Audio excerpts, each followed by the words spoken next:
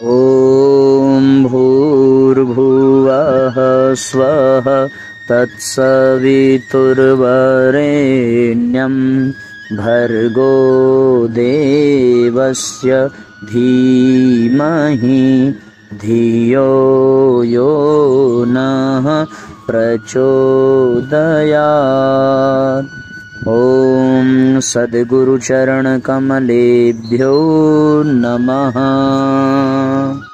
वन्दे भगवतीं देवीं श्रीरामञ्च जगद्गुरुं पादपद्मे तयोः श्रुत्वा प्रणमामि मुहुर्मुहुः। परम पूज्य गुरुदेव प्रवंदनीय माता जी के दिव्य संरक्षण में विराजमान ऑनलाइन दैनिक स्वाध्याय के आज के इस कार्यक्रम में आप सबका बहुत बहुत स्वागत, बहुत बहुत अभिनंदन है साथियों। आइए आज के सत्र का हम सभी भावपूर्वक शुभारंभ करते हैं। हम सभी पढ़ रहे थे कि किस तरीके से समाज के लोगों के साथ रहते हुए परिस्थितियों और दूसरों के व्यवहार के साथ तालमेल बिठाकर अपनी मानसिक शांति को बनाए रखना है, मानसिक उद्विग्नता से ऊपर उठना है। इन सारी बातों पर हम लोगों ने विस्तार पूर्वक चर्चा की थी। अब आइए उसी क्रम को आगे बढ़ाते हुए हम लोग चर्चा को आगे बढ़ावें और साथियों शेयर अधिक से अधिक करें, जिससे कि सब तक ये सूत्र पहुंच सके और सब लोग इससे लाभान्वित हो सकें। कई सारे सूत्र मानसिक उद्विग्नता से बचने के लिए हम लोगों ने पाए हैं इन पंक्तियों में। उसी क्रम में एक बार आप सबको याद दिला दें। पहला सूत्र क्या था? संतोष रखना, कि अपनी तुलना बहुत अमीर से नहीं करनी है। जब कभी लगे कि हम बहुत गरीब हैं, आर्थिक संकट से घिरे हैं, तो अपनी तुलना अपने से नीचे से करना, ये संतोष की प्रवृत्ति मानसिक शांति प्रदान करती है। तत्पश्चात हम लोगों ने एक और सूत्र पाया था कि जीवन में सदा कष्ट कठिनाइयां सबके पास आई हैं, तो हम ही अब ऐसे जीवन की कामना क्यों करें जिसमें कोई कष्ट ना हो, कोई कठिनाई ना हो, कोई परेशानी ना हो। तीसरी बात, यदि जीवन में कष्ट आता भी है तो उसे जीवन में सद्गुणों का आधार मानना चाहिए, क्योंकि कष्ट कठिनाइयां ही हमें बहुत सारी शिक्षा और प्रेरणा प्रदान करती हैं।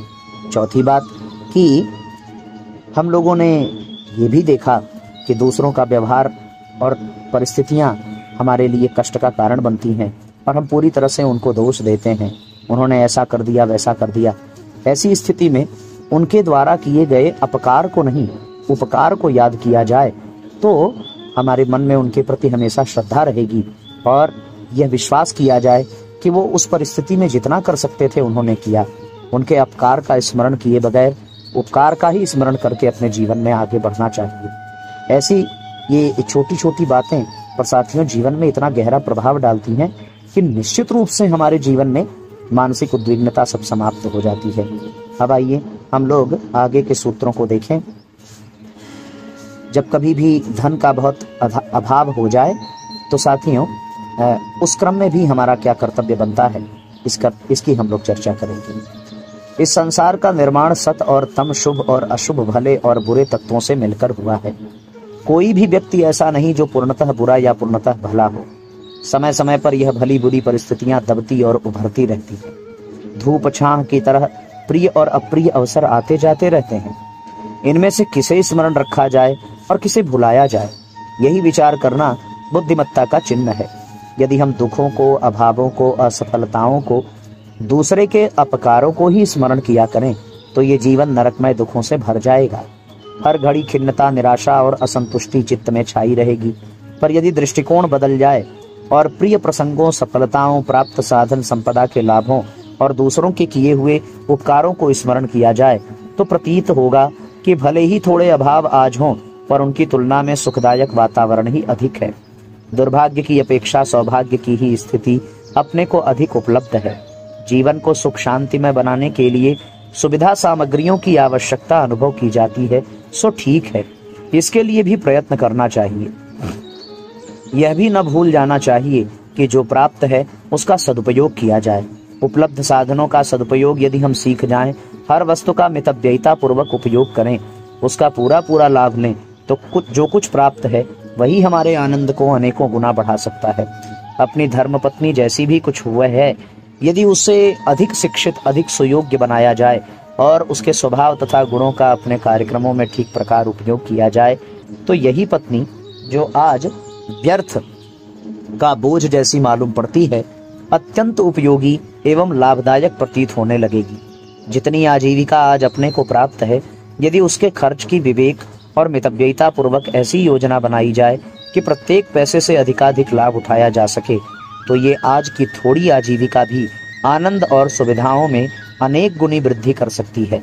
इसके विपरीत यदि अपना दृष्टिकोण अस्त व्यस्त है, तो बड़ी मात्रा में सुख साधन उपलब्ध होते हुए भी वे कुछ लाभ न पहुंचा सकेंगे, वरन जी के जंजाल बनकर परेशानियां और उलझने ही उत्पन्न करेंगे। सुखी जीवन की आकांक्षा सभी की होती है, वह उचित और स्वाभाविक भी है, पर उसकी उपलब्धि तभी संभव है जब हम अपने दृष्टिकोण की त्रुटियों को समझें और उन्हें सुधारने का प्रयत्न करें। सुधरा हुआ दृष्टिकोण स्वल्प साधनों और कठिन परिस्थितियों में भी शांति और संतोष को कायम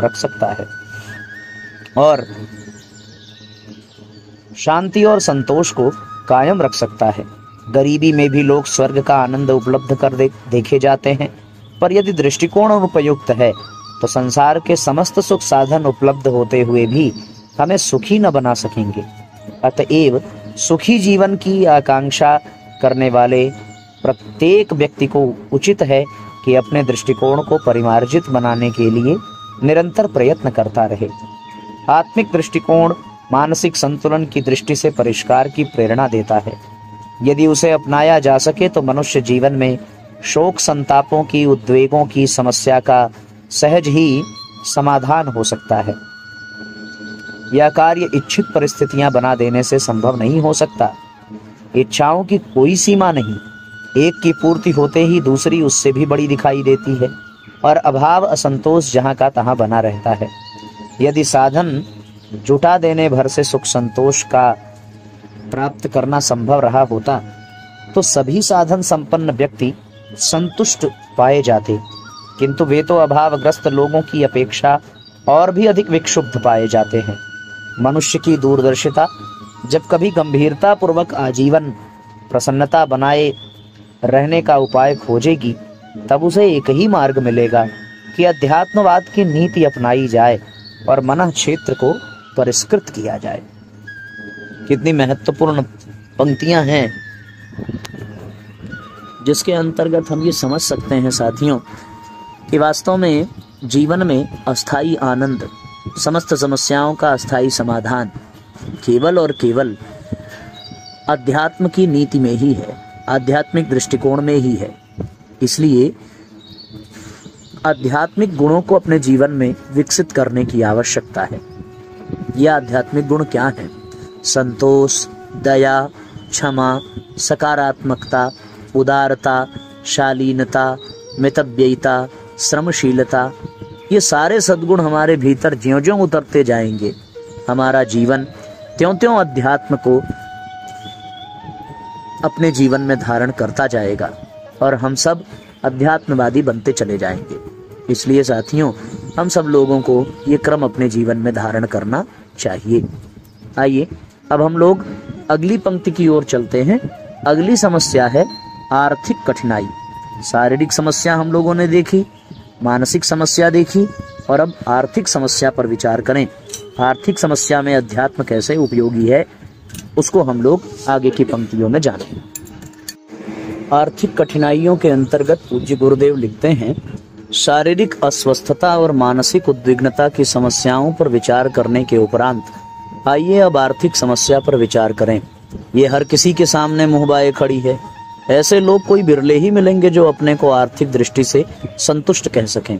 हर व्यक्ति अपने इस अभाव को दूर करने के लिए बहुत चिंतित दिखाई पड़ता है। बहुत हाथ पैर मारने पर भी बात उतनी नहीं बनती जितनी आवश्यकता अथवा इच्छा है। इसे दरिद्रता का व्यापक संकट कहा जा सकता है। इस समस्या पर भी विचार किया जाना चाहिए और उसका स्थिर समाधान खोजा जाना चाहिए। पहले ये विचार करना होगा कि धन आखिर है क्या। मानवीय बल और बुद्धि बल का विभिन्न प्रयोजन में प्रयोग करने से जो उपलब्धियां प्राप्त होती हैं, उन्हें संपत्ति कहा जा सकता है। धन की सही परिभाषा यही है। अर्थशास्त्र का आरंभ यहीं से होता है। जुआ, सट्टा, लॉटरी, ब्याज, उत्तराधिकार, गड़ा खजाना आदि के रूप में बिना श्रम की संपत्ति कई लोग प्राप्त कर लेते हैं, पर उसे अपवाद कहना चाहिए। इस प्रकार की संपदा के प्रति औचित्य की मान्यता बदली जानी चाहिए, अन्यथा विडंबना बनी रहेगी। आज नहीं तो कल वो दिन आकर ही रहेगा जब अर्थशास्त्र का शुद्ध अध्यात्म सम्मत सिद्धांत ही सर्वमान्य होगा। शारीरिक और मानसिक श्रम का उचित मूल्य ही लोग धन के रूप में प्राप्त कर सकेंगे।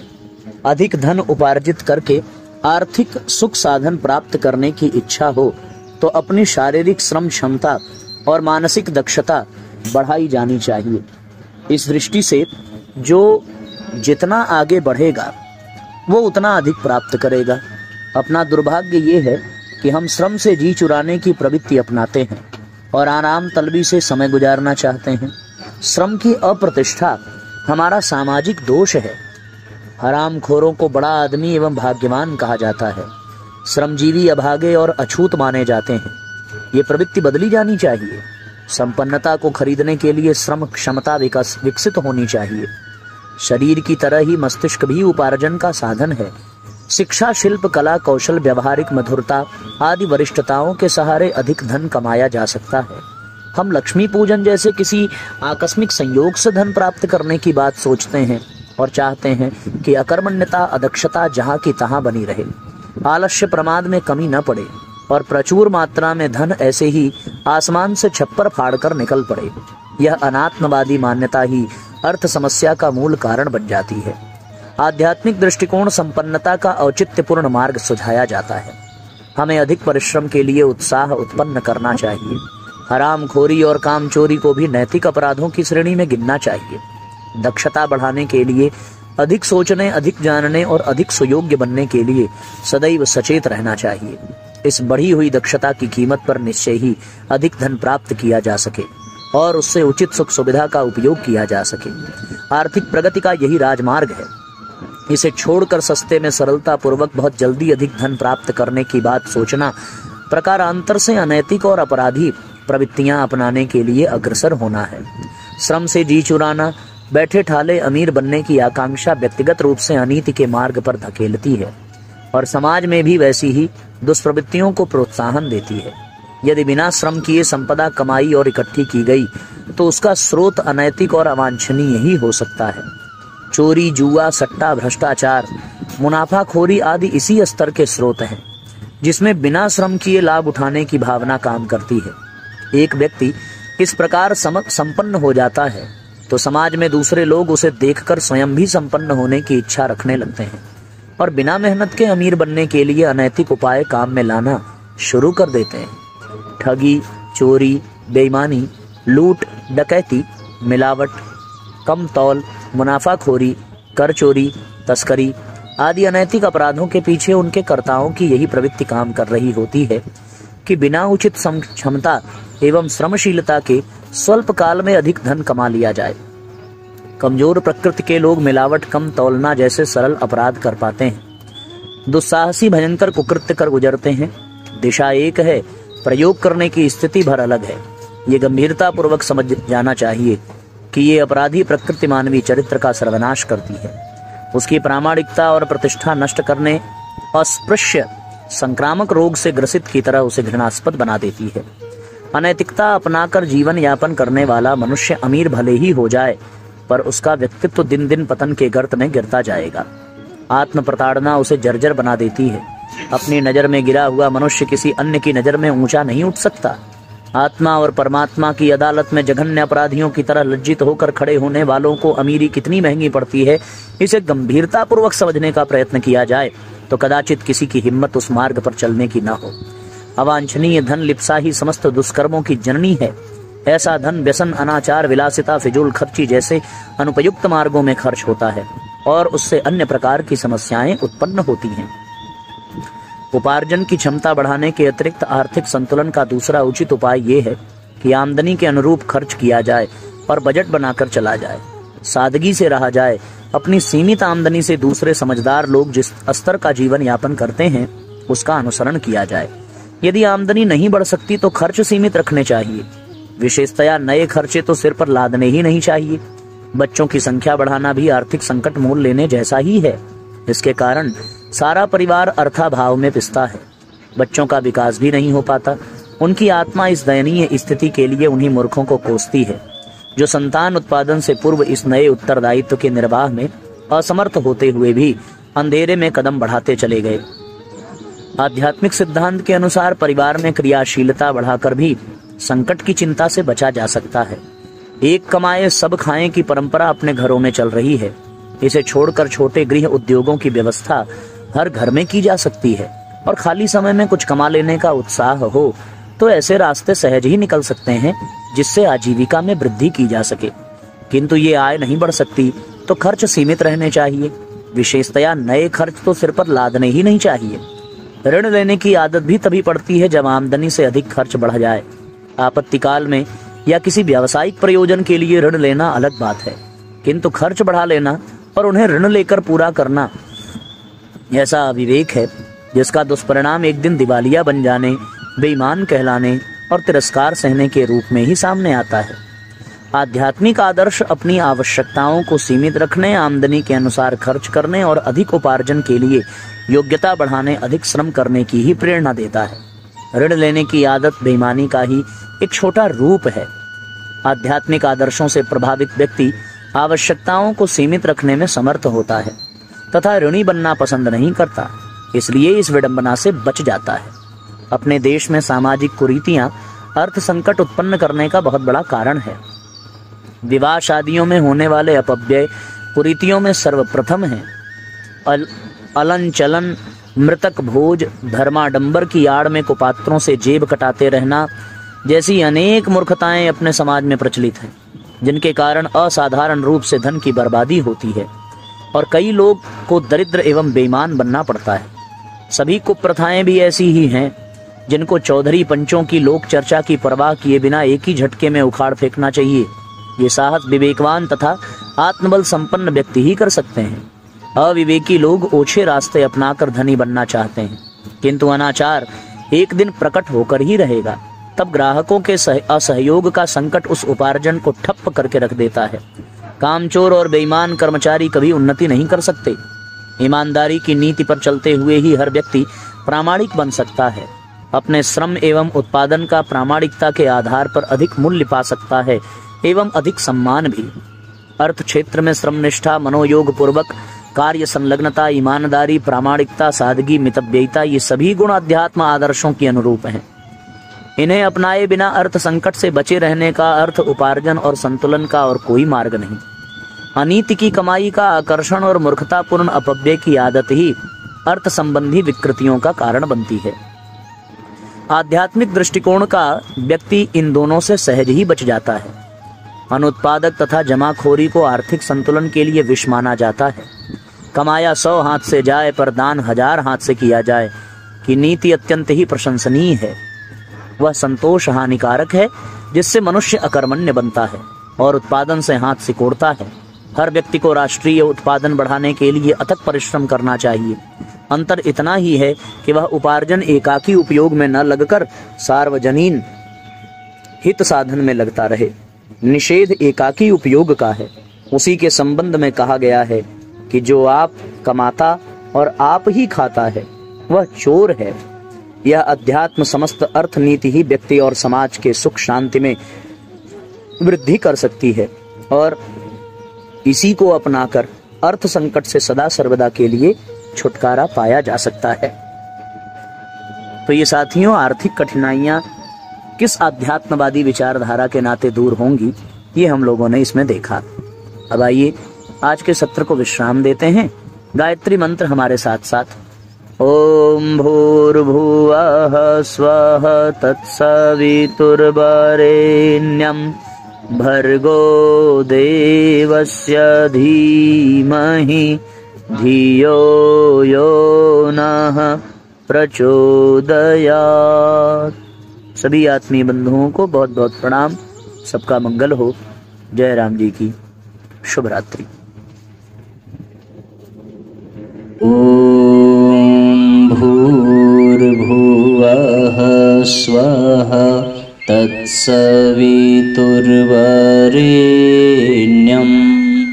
भर्गो देवस्य धीमहि धियो यो नः प्रचोदयात्।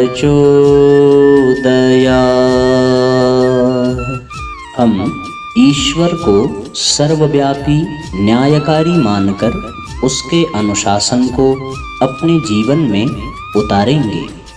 शरीर को भगवान का मंदिर समझकर आत्मसंयम और नियमितता द्वारा आरोग्य की रक्षा करेंगे।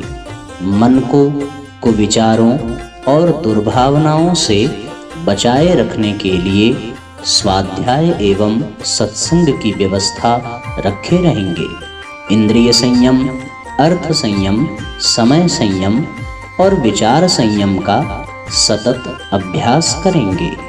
अपने आप को समाज का एक अभिन्न अंग मानेंगे और सबके हित में अपना हित समझेंगे। मर्यादाओं को पालेंगे, वर्जनाओं से बचेंगे, नागरिक कर्तव्यों का पालन करेंगे और समाजनिष्ठ बने रहेंगे। समझदारी, ईमानदारी, जिम्मेदारी और बहादुरी को जीवन का एक अविच्छिन्न अंग मानेंगे। चारों ओर मधुरता, स्वच्छता, सादगी एवं सज्जनता का वातावरण उत्पन्न करेंगे। अनीति से प्राप्त सफलता की अपेक्षा नीति पर चलते हुए असफलता को शिरोधार्य करेंगे। मनुष्य के मूल्यांकन की कसौटी उसकी सफलताओं, योग्यताओं एवं विभूतियों को नहीं, उसके सद्विचारों और सत्कर्मों को मानेंगे।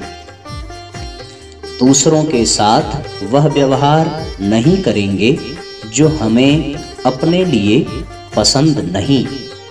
नर नारी परस्पर पवित्र दृष्टि रखेंगे।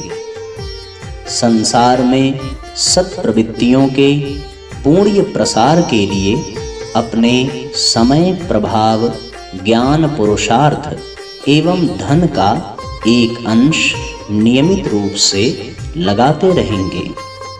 परंपराओं की तुलना में विवेक को महत्व देंगे। सज्जनों को संगठित करने, अनीति से लोहा लेने और नवसृजन की गतिविधियों में पूरी रुचि लेंगे। राष्ट्रीय एकता एवं समता के प्रति निष्ठावान रहेंगे। जाति, लिंग, भाषा, प्रांत, संप्रदाय आदि के कारण परस्पर कोई भेदभाव न बरतेंगे। मनुष्य अपने भाग्य का निर्माता आप है।